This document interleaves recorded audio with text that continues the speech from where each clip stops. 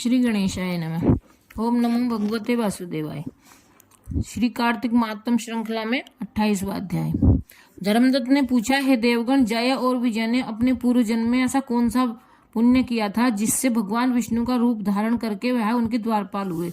गणों ने कहा कि प्राचीन काल में तृणबिंदु की पुत्री देवहूति से करदम ऋषि द्वारा केवल देखने मात्र से ही 2 सुंदर बालक उत्पन्न हुए।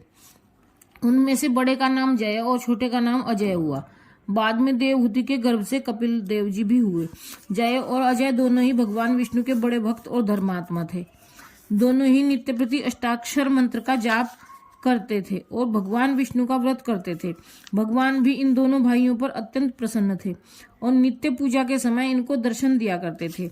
एक समय राजा के निमंत्रण पर देव ऋषि नारद गणों सहित राजा के यज्ञ में पधारे। उस यज्ञ में जय ने ब्रह्मा और अजय ने पुरोहित बनकर यज्ञ को संपूर्ण करवाया।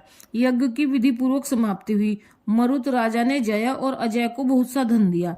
वह दक्षिणा लेकर दोनों भाई अपने आश्रम में वापस आए। धन का बंटवारा करते समय दोनों भाइयों का आपस में झगड़ा हो गया। जय ने अजय से कहा कि धन के 2 बराबर बराबर भाग होने चाहिए। अजय ने कहा कि नहीं, जितना धन जिसको मिला है उतना धन उसका ही है। तब जय ने क्रोध में भरकर अजय को श्राप दिया, तुम धन लेकर नहीं देना चाहते हो, इसलिए तुम ग्रह हो जाओ। अजय ने जय का दिया हुआ श्राप स्वीकार कर लिया और जय को श्राप दिया, तू अभिमानी है इसलिए तू हाथी हो जा। और जब नियम पूर्वक दोनों की पूजा के समय भगवान उनको दर्शन देने के लिए आए तो दोनों ने भगवान से श्राप मोचन का उपाय पूछा। दोनों ने प्रभु से कहा कि हे देव, हम दोनों आपके भक्त हैं, मगर हम हाथी की योनि में कैसे होंगे। हे कृपा सागर, श्राप से हमारा उद्धार कीजिए। भगवान विष्णु ने कहा कि मेरे भक्तों की वाणी भी कभी असत्य न होगी। यमराज भी इसको अन्यथा नहीं कर सकते। पूर्व काल में मुझे भक्तराज प्रहलाद के कहने पर स्तंभ से प्रकट होना पड़ा था और राजा अम्बरीश के कहने पर 10 अवतार लेने पड़े थे। अतः तुम दोनों अपने श्रापों को भोगकर फिर मेरे लोक को प्राप्त होगे। इतना कहकर भगवान विष्णु अंतर्ध्यान हो गए। गणों ने कहा कि तब वह दोनों गंडकी नदी के किनारे मगर और हाथी हुए। जाति स्मरण रहने के कारण इस योनि में भी भगवान विष्णु का व्रत नियम पूर्वक किया करते थे। एक दिन कार्तिक की पूर्णिमासी को वह हाथी स्नान के लिए गंडक नदी में गया। तब पिछले जन्म का श्राप स्मरण करके मगर ने हाथी को पकड़ लिया। मगर के पकड़े हुए हाथी ने भी भगवान विष्णु का स्मरण किया।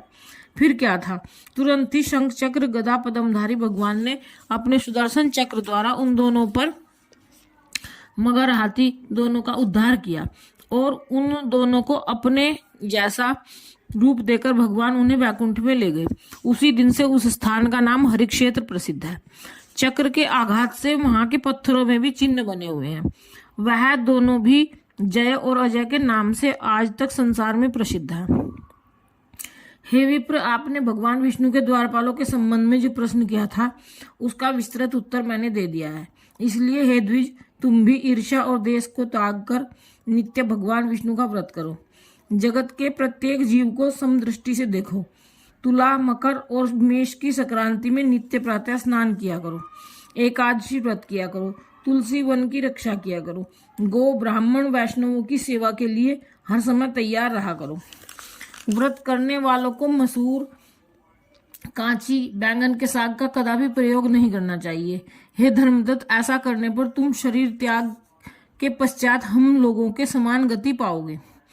भगवान विष्णु को प्रसन्न करने वाले इस व्रत के समान फल देने वाला तीर्थ, दान और यज्ञ दूसरा और कोई नहीं है। हे विप्र, तुम धन्य हो, क्योंकि तुमने विष्णु भगवान को प्रसन्न करने वाला व्रत किया है और जिसका आधा फल तुमने इस कलहा को दिया है, जिसके फलस्वरूप हम कलहा को वैकुंठ में लिए जा रहे हैं। नारद जी ने राजा पृथु से कहा कि राजन, इस प्रकार धर्मदत्त को विष्णु भक्ति का उपदेश देकर कलहा को साथ देकर विष्णु के पार्षद वैकुंठ को चले गए।